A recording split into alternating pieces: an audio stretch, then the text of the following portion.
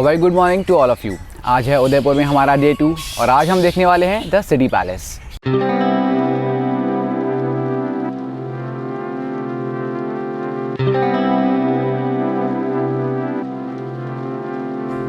तो city palace enter करने से पहले कुछ इन्फॉर्मेशन आपको बता देता हूँ। तो सिटी पैलेस खुलता है सुबह 9:30 बजे और इसको एंटर करने के लिए आपको देने होंगे ₹330 अगर आप एक एडल्ट हैं, और अगर आप एक स्टूडेंट हैं तो इसकी टिकट आपको पड़ेगी ₹120 में। इसके पार्किंग के चार्जेस थोड़े से ज़्यादा हैं, आप अपना व्हीकल सिटी पैलेस के ही पार्किंग में पार्क कर सकते हैं, बट उसके लिए आपको देने होंगे ₹300।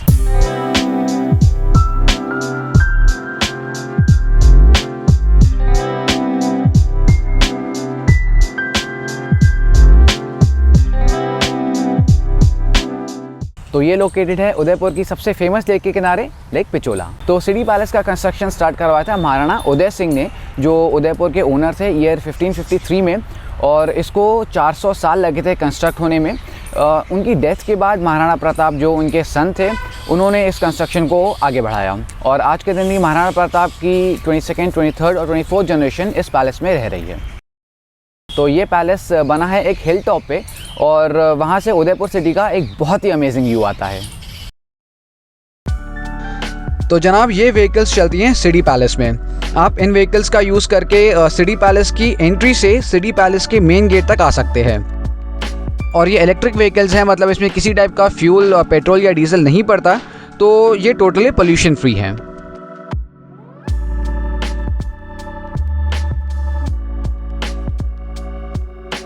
तो चलिए स्टार्ट करते हैं इस पैलेस का टूर। और ये मूर्ति तब लगी थी जब इस पैलेस का कंस्ट्रक्शन स्टार्ट हुआ था।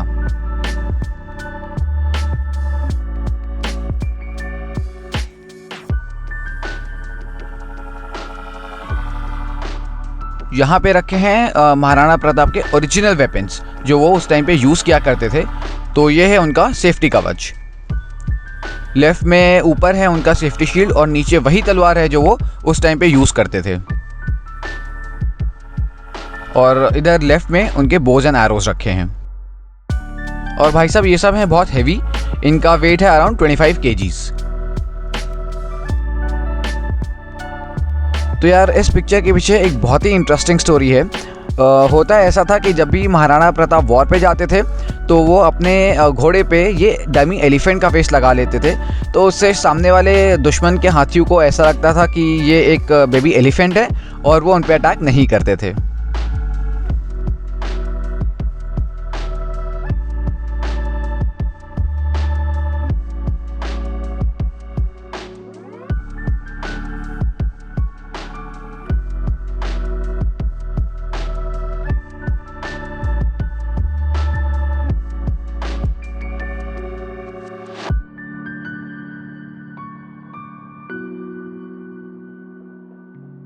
सिटी पैलेस के उस पार्ट में हम पहुंच गए हैं जहां पे आपको देखने को मिलेगा ये मंदिर।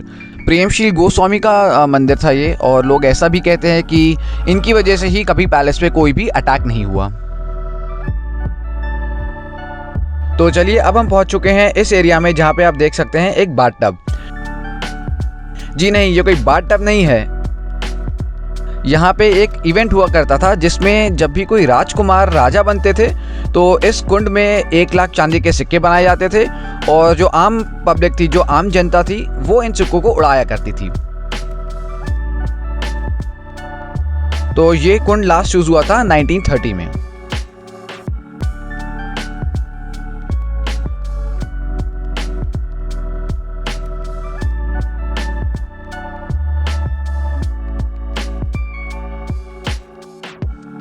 ये जनाब थे यहाँ के प्रिंस, जिनका नाम था चतुर सिंह। ये बहुत ही एक सिंपल इंसान थे, इनको राजपाट में किसी भी टाइप का कोई इंटरेस्ट नहीं था, और ये बहुत ही अच्छे कवि थे। और ये सब इनकी ओरिजिनल चीज़ें रखी हैं यहाँ जो वो यूज़ करते थे।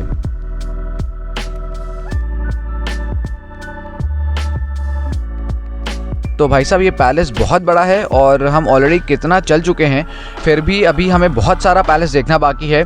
तो चलिए बढ़ते हैं आगे।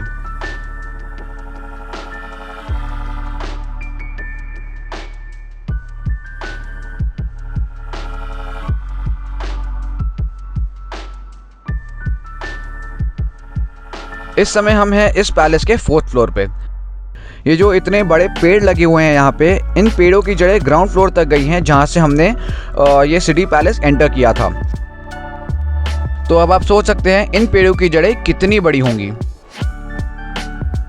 एंड बिकॉज ऑफ दिस इस एरिया के नीचे कोई भी रूम्स नहीं हैं। और ये उस टाइम था राजाओं का स्विमिंग पूल।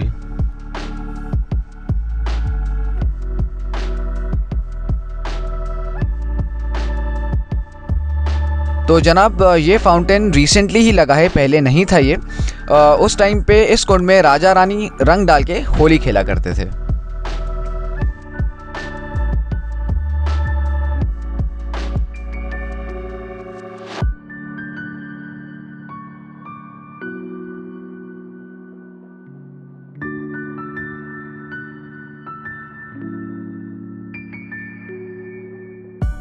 ये जो आप चेयर देख रहे हैं, इस चेयर के पीछे भी एक बहुत ही इंटरेस्टिंग स्टोरी है।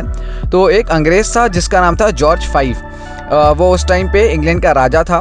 तो उन्होंने एक मीटिंग रखी दिल्ली में और ऐसा ऐलान करवाया कि इंडिया के जितने भी राजा हैं सबको आना इस मीटिंग पे कंपलसरी है। सारे राजा तो पहुँचे, बट एक राजा जिनका नाम था महाराणा फतेह सिंह, वो नहीं गए। तो उनका मानना ऐसा था कि अगर वो मीटिंग में जाएंगे तो उनको इस अंग्रेज़ से नीचे बैठना पड़ेगा और उनको सलाम करना पड़ेगा, और वो उनकी शान के खिलाफ था। तो ये चीज़ जब उस अंग्रेज़ को पता चली तो वो बहुत इम्प्रेस हुआ इनसे, इनके इस जेस्चर से, और उनके सम्मान में उस अंग्रेज़ ने इनको ये chair as a gift Delhi से भिजवाई।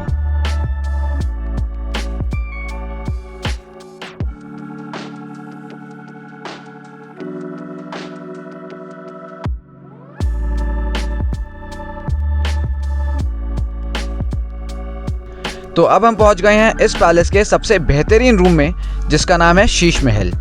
ये इस महल के सबसे अच्छे रूम में से एक माना जाता है, और होना भी चाहिए ना, क्योंकि ये था राजा और रानी का बेडरूम। इस रूम के डोर्स हाथी के दांत के बने हैं और अंदर लगा है बेल्जियम ग्लास।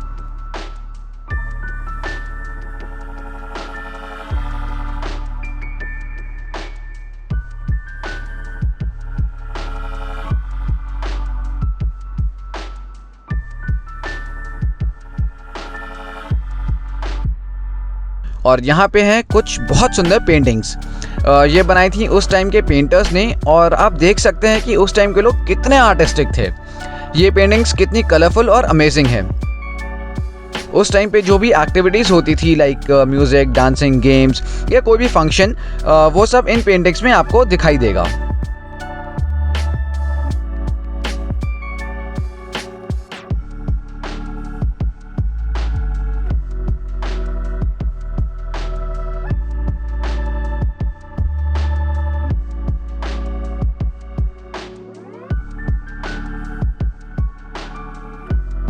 ये है पैलेस का टॉप फ्लोर, और जनाब इस समय हम खड़े हैं 105 फीट की हाइट पर। ये जो एरिया नीचे आप देख रहे हैं, ये है दीवाने आम।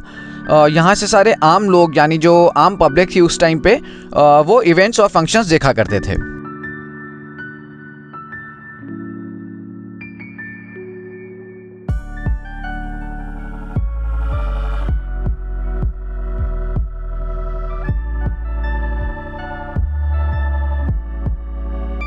तो ये जो पर्टिकुलर एरिया आप देख रहे हैं, ये बनवाया था महाराणा भीम सिंह ने।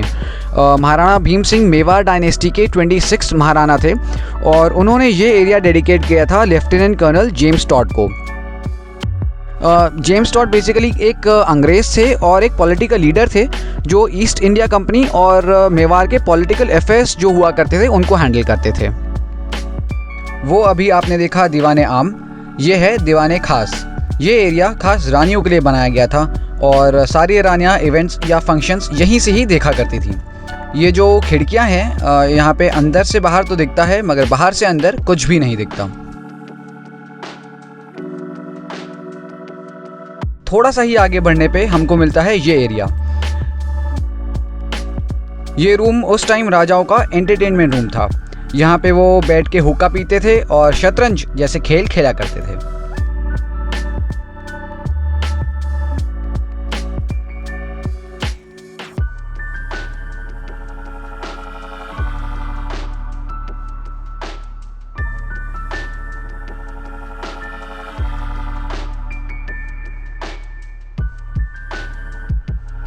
तो जनाब ये है उस टाइम की लिफ्ट और ये लगवाई गई थी 4 जनवरी 1940 को।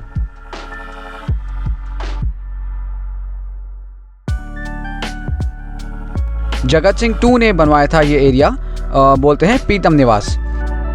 यहाँ पे जो भी फर्नीचर्स रखे हुए हैं लाइक बेड्स, टेबल्स, चेयर्स, ये सारे के सारे ओरिजिनल हैं, मतलब उस टाइम पे ये यूज़ किए जाते थे। और भाई साहब कुछ इस टाइप का था उनका बाथरूम।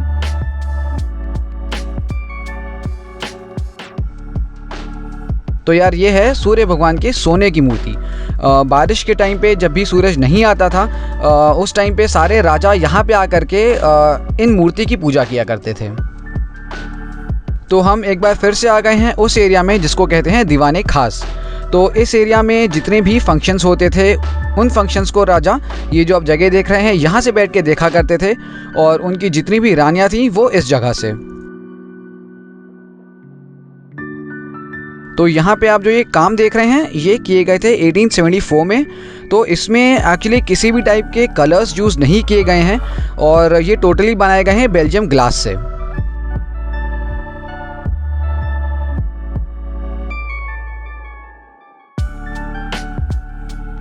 तो ये जो विंडोज़ हैं ये इवेंट्स के टाइम पे बंद रहती थी सो दैट कोई आम आदमी रानियों को ना देख पाए। इन विंडोज़ के थ्रू रानियाँ इवेंट्स देख सकती थी बट कोई आम आदमी रानियों को नहीं देख सकता था। तो ये वो एरिया है जहाँ पे राजा खाना खाया करते थे, मतलब ये उनका डाइनिंग हॉल है। इसको कहते हैं माणिक महल और ये भी बना हुआ है पूरा बेल्जियम ग्लास का।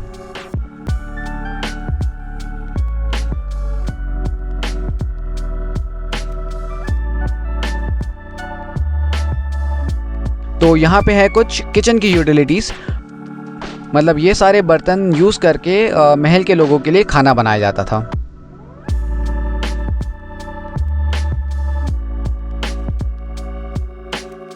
आगे बढ़ने पे हमको दिखाई देता है ये एक बहुत ही ब्यूटीफुल रूम। इस रूम में कोई भी मेल अलाउड नहीं था और ये खाली रानियों के लिए रूम था। यहाँ पे बेसिकली रानियाँ बैठक किया करती थी, ये उनका लिविंग रूम था।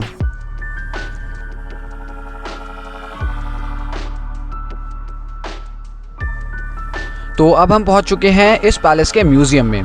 तो चलिए एक्सप्लोर करते हैं कि यहाँ पे क्या है। और इन मॉडल्स में फेस वाइज दिखाया हुआ है कि उदयपुर का सिटी पैलेस कैसे कंस्ट्रक्ट हुआ।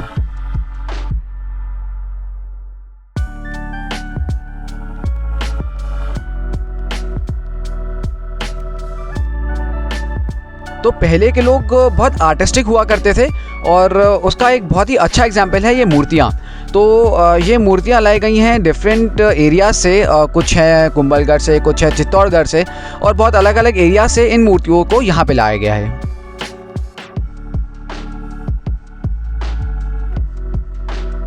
ये जो सारे म्यूज़िकल इंस्ट्रूमेंट्स हैं ये अराउंड 100 साल पुराने हैं और एकदम परफेक्टली वर्किंग कंडीशन में हैं। आप देख सकते हैं कितने अच्छे, क्लीन और वेल मेंटेन्ड है ये सारे इंस्ट्रूमेंट्स। और यहाँ पे जो अभी राजा रह रहे हैं वो इन इंस्ट्रूमेंट्स का आज भी यूज़ करते हैं।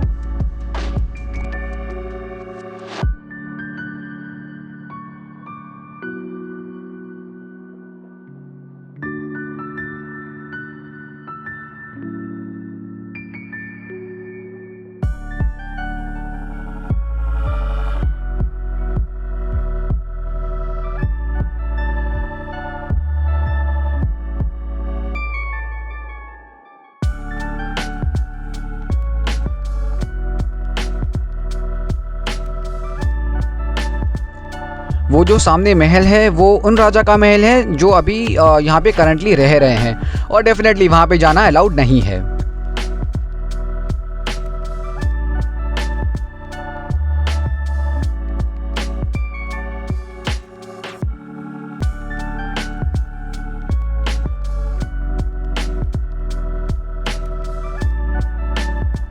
तो ये है पिक्चर गैलरी। इन पिक्चर्स में आपको उदयपुर की कुछ बहुत खूबसूरत जगह देखने को मिलेंगी। तो यहाँ पर हर जगह की 3 पिक्चर्स हैं। जो नीचे वाली पिक्चर है वो ओरिजिनल है और रिसेंट टाइम्स की है। उसके ऊपर है उसकी ही पेंटिंग जो बहुत ही ब्यूटीफुल है और नीट है। पता ही नहीं चल रहा है कि ये फ़ोटो है या पेंटिंग है। और उसके लेफ्ट में उसकी फ़ोटो है जो मेवाड़ डायनेस्टी के टाइम की है।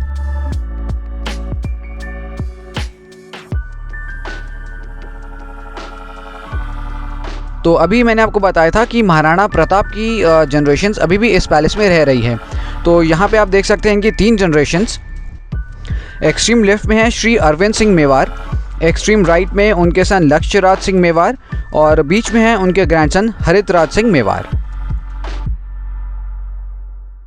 तो यहाँ पे आप जो ये पालकियाँ देख रहे हैं, इनमें राजा, रानी और उनके बच्चे ट्रैवल किया करते थे। ये अलग अलग शेप्स, अलग अलग साइजेस की हुआ करती थी और इनको बहुत अच्छे से डेकोरेट किया जाता था।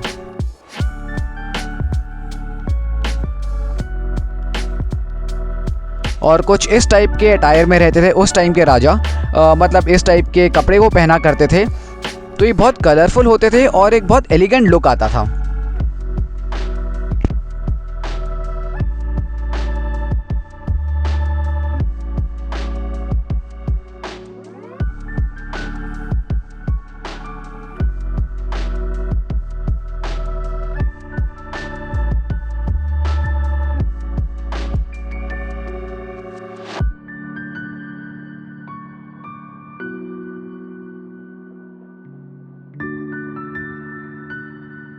तो ये शॉल श्री अरविंद सिंह मेवार जी यूज़ किया करते थे। जैसा मैंने आपको पहले बताया कि ये वही राजा हैं जो आज भी इस महल में रह रहे हैं और बाद में उन्होंने इस शॉल को इस म्यूज़ियम में गिफ्ट कर दी।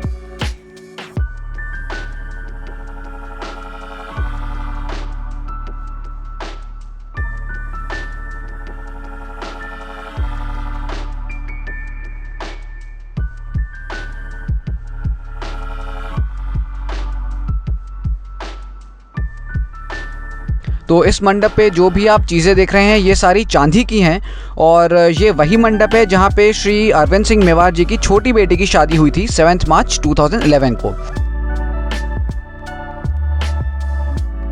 एक्चुअली शादी यहाँ पे नहीं हुई थी, शादी कहीं और हुई थी। तो इस मंडप को यहाँ से वहाँ पे सेटअप किया गया था और शादी ख़त्म होने के बाद वापस यहाँ पे आके लगा दिया गया।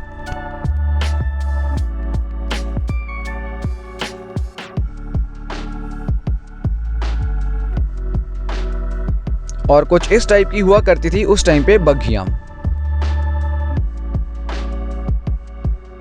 यहाँ पे जो भी आर्टिफैक्ट्स रखे हुए हैं ये सब जो आप देख रहे हैं ये कम्प्लीटली चांदी के बने हुए हैं और बहुत ही अच्छी और वेल मेंटेन कंडीशन में है। आप देख सकते हैं कि आज भी ये कितने क्लीन और शाइनिंग है।